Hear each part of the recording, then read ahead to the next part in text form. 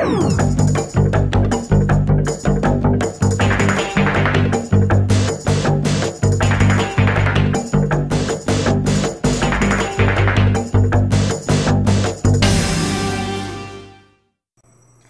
could be one of my first videos in a hopefully multiple part series of video tutorials on nonlinear editing.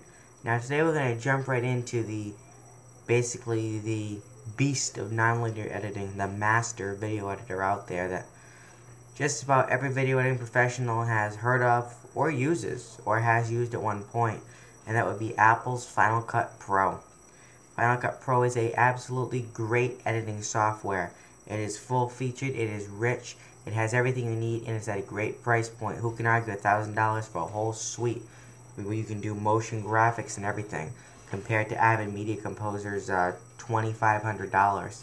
I'm not complaining, but I mean, it's a little overpriced for an interface that I personally found with the trial to be very complex. But let's jump into Final Cut and see what it got to offer. So first, you're going to open up Final Cut Pro, which is this slate right down here at the bottom of your screen. Now you have Final Cut Pro open. The first thing you need to do is set your scratch disk. You're going to go to Final Cut Pro, System Settings. You're going to set your scratch disk. This scratch is already set on the desktop to a folder called Dinner at Vincenzo's with Brie. Okay, good, good, good. Okay. Now this is the Dinner at Vincenzo's that has not yet been released as of, today is October 1st, 2010.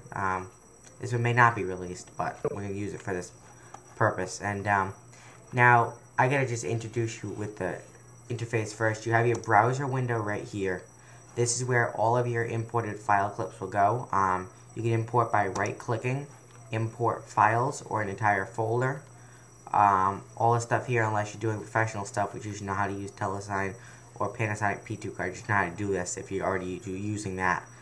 But this is where you're going to bring in your clips, and you can just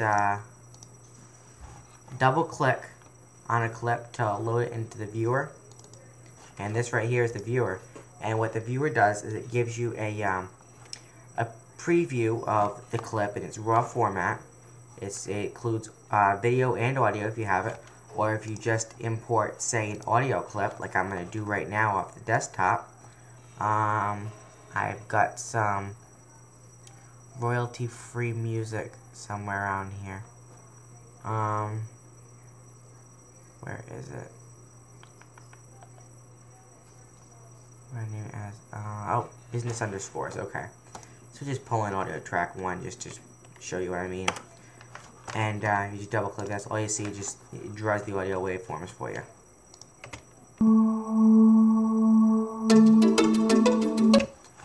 And right now we're going to open up the Braiella clip.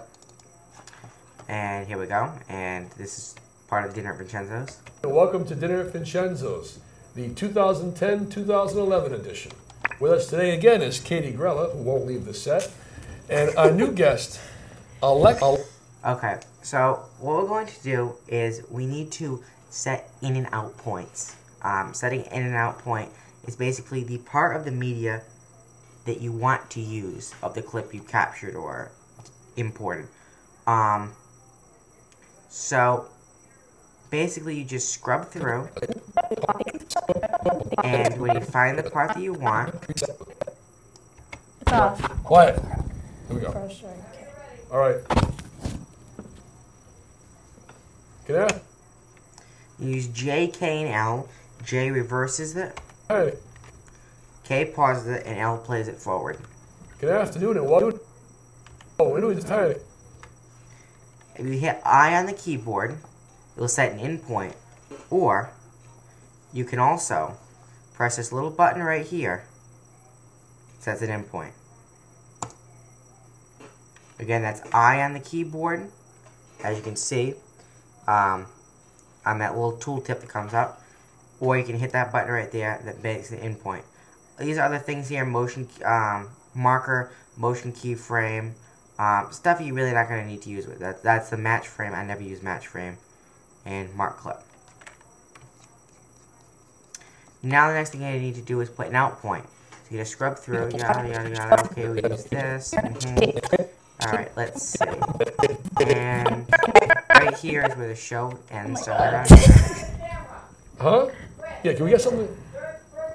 Can we get it up close?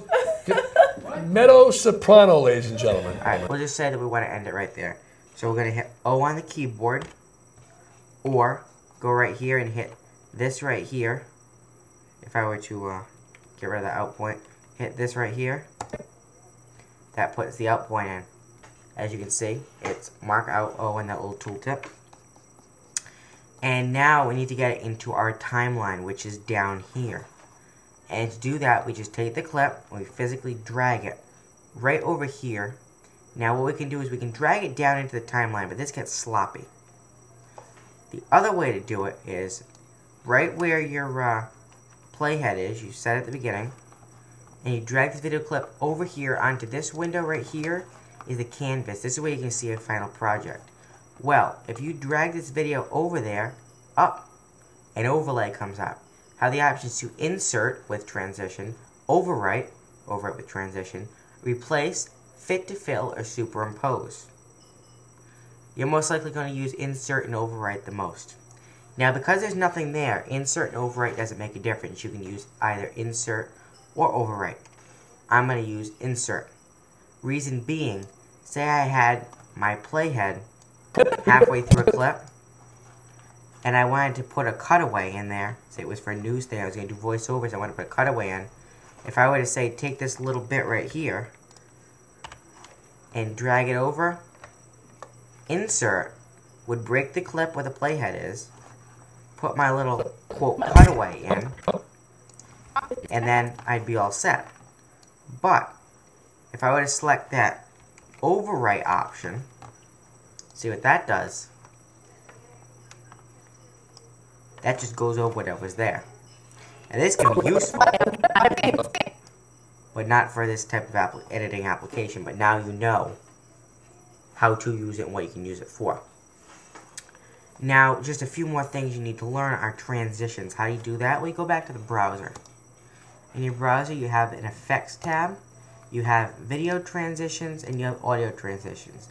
Open audio transitions, you have crossfade, 0 decibels and positive 3 decibels. 0 is what you want. So you just drag it over to that joint in between the two video clips. And I actually want to zoom in on the timeline here by hitting Z. Zoom in so you can see a little bit closer. So I put that crossfade right over it like that. Now the problem is, see, it should go on both of them, but they're not a stereo pair. So what you want to do is select these two audio clips, go to Modify Stereo Pair, do the same with the other ones, Modify Stereo Pair, okay. Now they're linked together. Now if you put the crossfade on, it goes on to both of them. And now you need to put a video transition on. You can put any type of video transition you want. 3D simulations, dissolves, probably a cut for a talk show is the best thing you want. But if you're going between two dissimilar things, you probably want a wipe, a cross dissolve, a dip to color. The way I think of it is if you want to show something else going on at the same time, you should use a dissolve. If you want to show a change in time, like, you know, this happens, then we fade to black, then we fade back up. Oh, it's 3 hours later. And then a wipe, I see wipes for news, although I really like cuts in news. Sometimes it's appropriate to put a transition in. I would use a wipe because you see both clips and you just see that it's, oh, okay, it's changing over. It's not that kind of slow or fast, however quickly you make it cross dissolve, that kind of like changes your mood. A wipe just kind of like, whoop, switching to another topic. You know, it's not that dramatic effect. Now, we're just going to use a dissolve here. I'm going to use a standard cross dissolve. Drag it over the video clips. Right in between, you can see we can put it before the edit, after the edit, or on top of the edit. Usually one on top of the edit. And you do it just like that, and if we watch it through... Something up close. What's his name? That's how that looked. But you notice that was a little slow. Up close. What's his name? Now, default, these are 1 second long transitions. To make them shorter, you're just going to double click on the transition itself. This little window will come up, cross dissolve tab in the viewer. You're going to see right here, see that time, that little clock? That right there is 1 second and 0 frames. Half a second is 15 frames. That's probably what we want. So we just put in 15, press enter, and it does the rest for us. It inserts all the zeros before the transition. Now let's see how this looks. Up close. What's his name? Searching him. A lot better, doesn't it? Now, that was just basic editing in Final Cut. You can get much more complicated. You can put different types of video layers on, like the name supers I put in. You can put in audio. And to do that, just like when I brought in that audio track, you just drag the audio right out of the browser, and you just drag it right in underneath the video. And Good afternoon and welcome to Dinner at Vincenzo's. just like that, very simple. And you can bring the audio levels down by coming down here and clicking on this button right here. This turns on the clip keyframes, or clip overlays it calls them. You do that and you can see the levels. And you just click on them, drag them down. Default 0 decibels. Negative 9 decibels should be fine, I think. I am Italian and Portuguese, but I'm more Italian. Alright, And- negative 12. Negative 15. Let's try 18. I That's don't do good. any In the sports. background. All my friends. Same thing, you put transitions in to fade them in, fade them out. It's very simple, and this is exactly the same process for Final Cut Express. I would show you in Final Cut Express if I owned it. I only use it at school.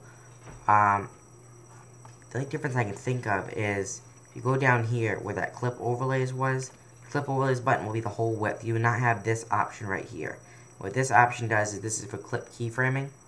If you turn it on, you get all these boxes here, and when you add a keyframe, you have all this room in this box here to adjust the keyframes individually, and it just makes it a little bit easier to see, go through. And that's the only thing that they don't have in Express.